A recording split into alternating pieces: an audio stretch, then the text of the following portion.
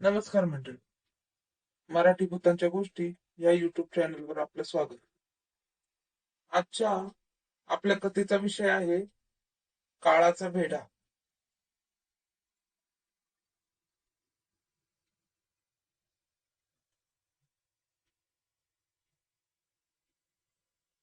रात्रीचे 12-12:30 वाजताच सुमार होता. बऱ्यापैकी चांदणं पडलेलं होतं. अधूनमधून चंद्रावरून जाणाऱ्या ढगांमुळे मंद प्रकाश आणि गडद अंधार याचा जणू लपंडावच सुरू होता. वातावरणातला गारठा झेलत जवळपास 8 ते 9 महिन्याची एक गरोदर बाई मुलाला पाठीवर टाकून गावच्या वेशीच्या बाहेर चालली होती. पाठीवरचा मुलगा साधारणतः 7 ते 8 वर्षाचा होता.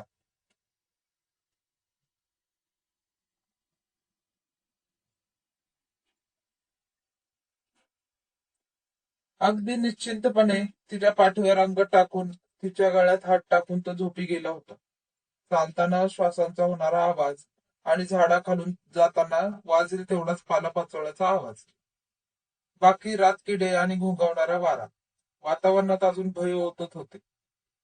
तिच्या चालीला गरोदरपणाची लकब अजिबातच नव्हती.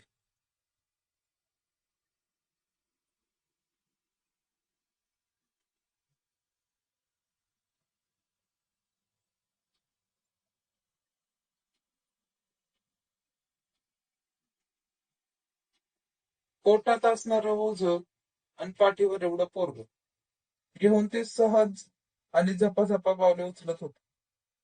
पायवाटेने झाडाखालून जाताना हलकेच एक पान त्या पोराच्या चेहऱ्यावरून पडून गेले आणि त्याची झोप मोडली.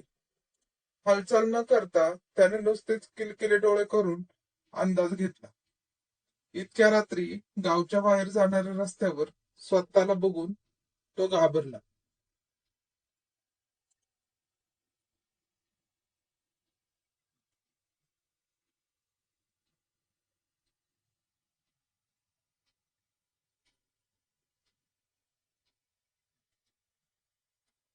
आपल्याला कोण घेऊन चाललं आहे हेच त्याला कळत नाही.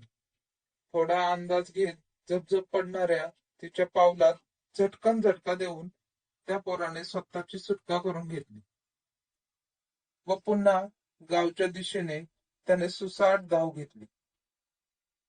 तिने मागं वळून त्याला थोड्या घोगऱ्या आवाजात हाक मारली.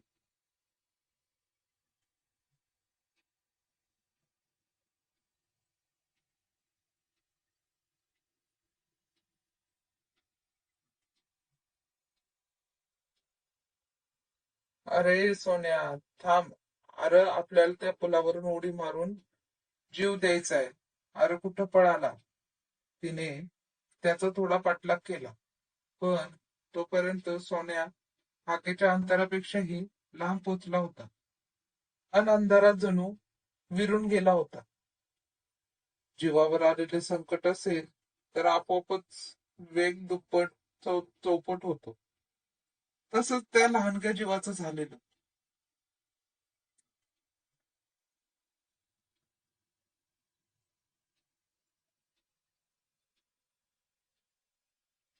सोन्या घाबरलेल्या अवस्थेतच थरथरत पळत होता. घामाने त्याचा चेहरा पूर्ण डबडबलेला. आवाज न करता उचके आल्यासारखे नुसते हुंदके देत तो वाट मिळेल तिकडे सैरा अवैरा पळत होता. जवळपास त्याने निम्म्या गावाला वळसा घातला.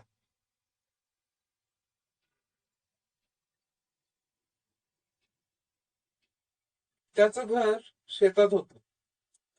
थोडस झोपडी वजा दगडभातीच्या आणि कुडाच्या भिंती, छताला गंजलेला आणि बोळ पडलेला पत्रा. पावसाचं पाणी जास्त गळू नये व उन्हाळ्यात पत्र्याचे हाय लागू नये म्हणून त्याच्यावर गवताच्या सपरी. घराच्या चारी बाजूला गवताची सपरी होती.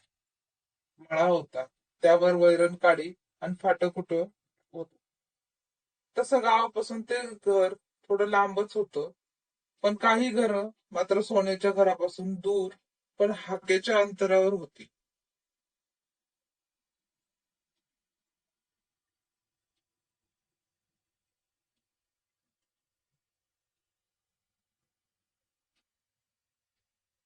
दमलेल्या पावलाने हळूहळू पळता तो घराजवळ आला. दरवाजाची कडी त्याने आत हात घालून उघडली. आत येऊन पाहिलं तर त्याची आई गाढ झोपलेली दिसली.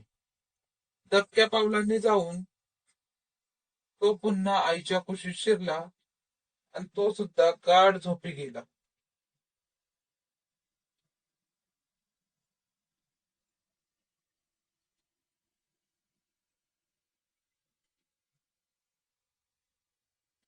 प्रचंड दमल्याने तो पटकन झोपेच्या अधीन झाला होता. पण त्याला आलेली ती साधी झोप नव्हती, ती काळझोप होती. संकटाच्या काळात लागणारी झोप साधी नसतेच मुळी. तेव्हा काळ आणि वेळ दोन्ही एकत्र आलेले असतात आणि माणूस गाढ निद्रेच्या गुंगीत असतो.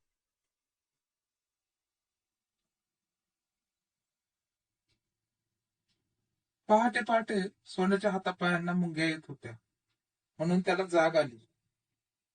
हातपाय करकचून बांधलेल्या अवस्थेत त्याने स्वतःला पाहिलं. त्याच्या तोंडात भला मोठा कापडाचा बोळा कोंबलेला होता आणि तोंड बांधून टाकलेलं. त्यामुळे तो ओरडूही शकत नव्हता. एक मिणमिणता दिवा घरात तेवत होता. त्याच्या धुराने घरात भरपूर काजळी दाटलेली. जणू तो दिवा बराच वेळचा सुरू असावा.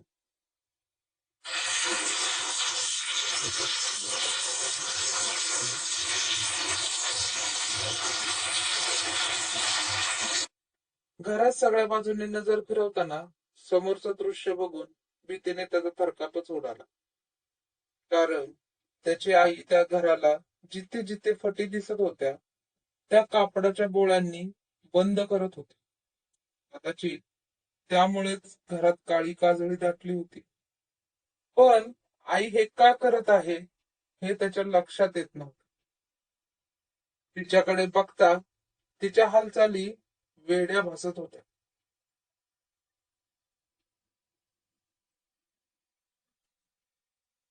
भीतीने त्याची गाळण उडाली. सुटण्यासाठी त्याने धडपड सुरू केली. सोन्याची चाललेली हालचाल तिच्या डोळ्यातून सुटली नाही. पुसटशा उजेडात क्षणात झपाझप पावले टाकत ती त्याच्या जवळ आली. त्याच्या चेहऱ्याजवळ चेहऱ्याने अत्यंत विचित्र हसली. हळू आणि घोगऱ्या आवाजात ती बोलली.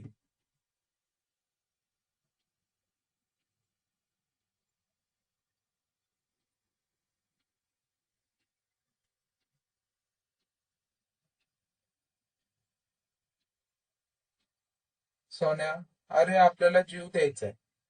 बस एवढंच वाक्य ती हळू बोलली आणि मोठ्या मोठ्यानं विकृतपणे तिने हसायला सुरुवात केली. तिचं बोलणं आणि हे असलं वागणं बघून त्याचे हातपाय जणू गळूनच गेले.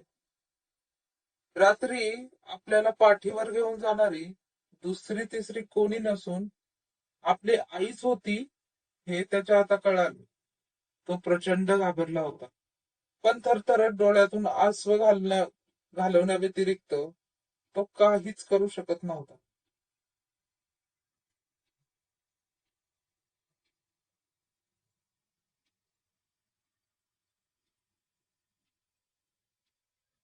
त्याचे हात पाय एवढे करकचून आवळले होते की त्यातून सुटका होणं महाकठीण होत. न कळत्या वयाचं पोरग, पण त्याला आता स्वतःचं मरण पुढे दिसू लागलं. आपला हा शेवटचा दिवस असावा असं त्याला कळालं आणि मनातच त्याने देवाचा धावा सुरू केला.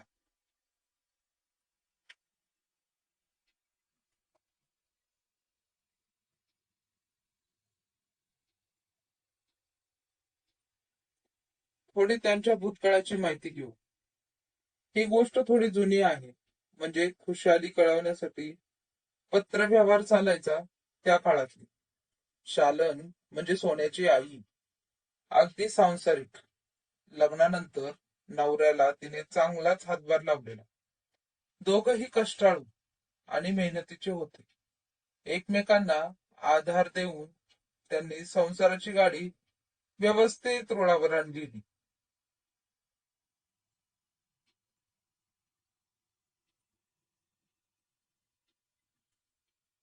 त्यांना एकुलता एकच पोरगा म्हणजे सोन्या. त्याचा बाप शहरात नोकरी करायचा. महिन्या 2 महिन्यात तो एकदाच 2-4 दिवसाला घरी यायचा.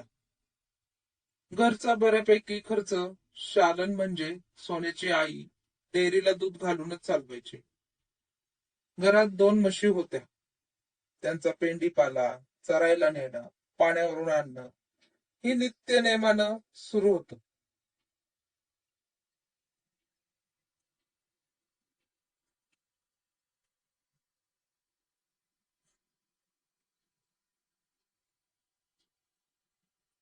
त्यांचं गायरान ओढ्याच्या जवळच होतं.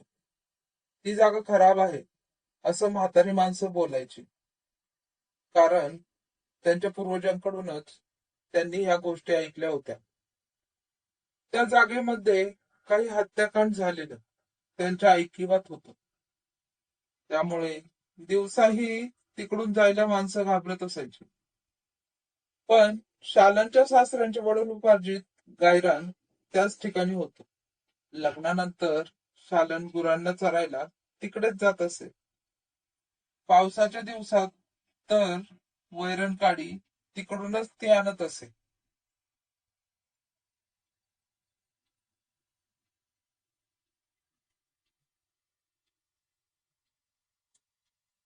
काही दिवस झाले शालनच्या वागण्या बोलण्यात विचित्रपणा जाणवत होता. झोपेत ती चालायची आणि गायरानात जाऊन बसायची. तिला स्वतःला देखील कळत नव्हतं हे का होत आहे.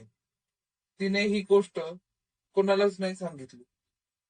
पण शेजारी पाजारी हे सगळ्यांना कळालं होतं.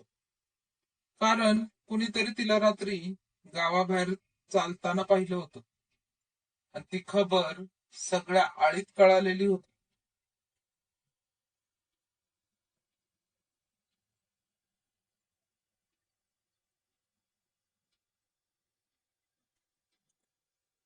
गायरानात वेळा काळाच्या भेड्यात ती सापडली असावी असे सगळेच म्हणत होते. त्या जागेचा इतिहास बघता कुणीच तिच्या जवळ फिरकत नव्हतं. त्यात घटस्थापना होऊन अवघे 2च दिवस उलटले होते आणि तिच्या वेडसर हालचालींमध्ये वाढ होत होती. म्हणून शेजारी पाजारचे लोक सावध होते.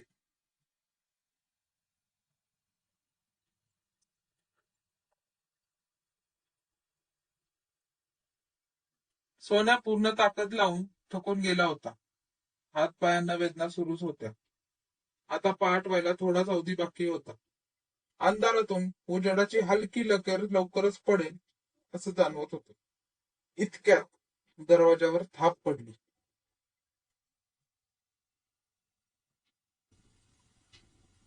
कुणी तर बाहेर आलेला आहे या चाहुलीनं सोन्याची धडपड अजून वाढली आणि त्याच्या आईचा चेहरा काळवंडून गेला.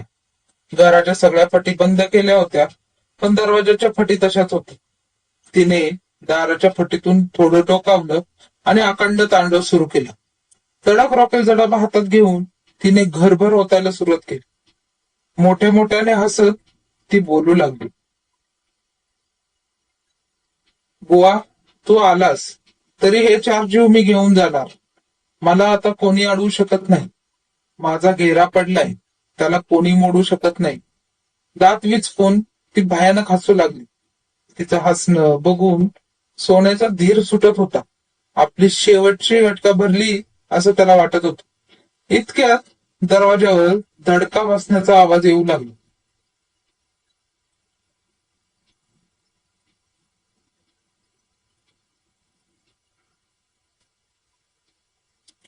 शालनने राहिलेलं रॉकेल सोन्याच्या अंगावर भरभर ओतलं. राहिलेलं रॉकेल स्वतःच्या अंगावर घेत ती चिमणी घ्यायला धावली. दरवाजाचे कोंडे निळखून गेले आणि भगवे वस्त्र परिधान केलेला एक तेजस्वी पुरुष समोर आला. त्याच्या हातात कमंडलू होते आणि त्या कमंडलू मध्ये गंगेचे निर्मळ पाणी होते. 2 पावलं समोर जात त्याने आवाज टाकला.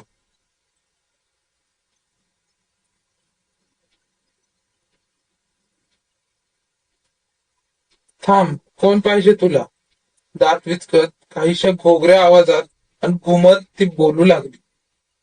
मी हे 4 जीव घेऊन जाणार. तो कोवळा पोरगा, ही शालन आणि हिच्या पोटात वाढलेले कवळे जुळ. तुझ्याकडे अजून वेळ आहे बुवा स्वतःचा जीव वाचवायला. तेव्हा पळ इथून, नाहीतर तुला मी सोडणार नाही. आज माझा देव सुद्धा येऊ शकत नाही. डोळ्याच्या भावल्या फिरवत घुमत ती बोलत होती. बोलण्यात तिला गुंतवून ठेवत बोवा सोन्याकडे हलक्या पावलांनी सरकत होता. तुझी शक्ती माझ्यापेक्षा कित्येक पटीने जास्त आहे हे मी जाणतो, पण तिच्या पोटात वाढणाऱ्या निष्पाप जीवांना सोडून द्यावंसं असं मला वाटतं. शिकार मिळाच्या आनंदात ती पुरुषी आवाजाने बोलू लागली. मला त्यांचा जीव पाहिजे, त्यांनाच मारायचंय. तिला माझ्या घरातून कोणी सोडू शकत नाही. मला मारताना मारेकरांनी माझ्या पोराबाळांचा विचार केला नव्हता. आज मी बी तेच करणार. तुझ्या मंत्रजापाचा आज काही फायदा होणार नाही. मी हे सगळे जीव घेऊन जाणार. असं म्हणून ती मोठमोठ्याने गडगडाटी हास्य करत मिनमिनती चिमणी उचलली. बुवाने विजेच्या वेगाने कमंडलूचं पाणी हातात घेऊन तिच्या दिशेने भिरकवले आणि मंत्र जापाला सुरुवात केली.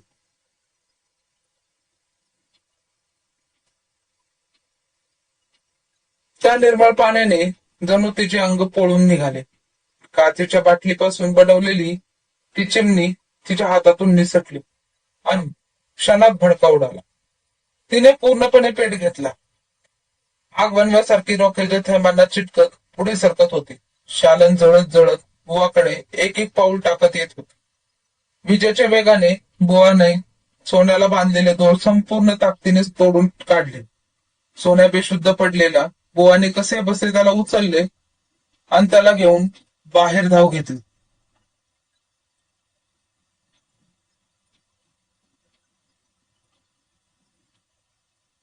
आगीचा एक डोंब उसळला. बघता बघता अख्ख्या घराने पेट घेतला. मध्येच शालनच्या किंकाळ्या तर मध्येच असुरी हसण्याचा आवाज घुमत राहिला.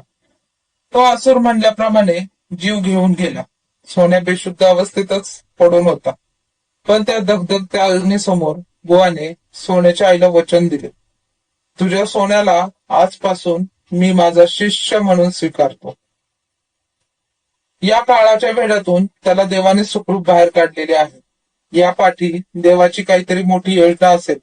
भविष्यात हा सोन्या तुझ्या आणि तुझ्या भावांच्या मृत्यूचा बदला घेईल. असे म्हणत बुवाने शालनच्या आत्म्याला श्रद्धांजली वाहिली आणि सोन्याला घेऊन तिथून तो निघून गेला. धन्यवाद.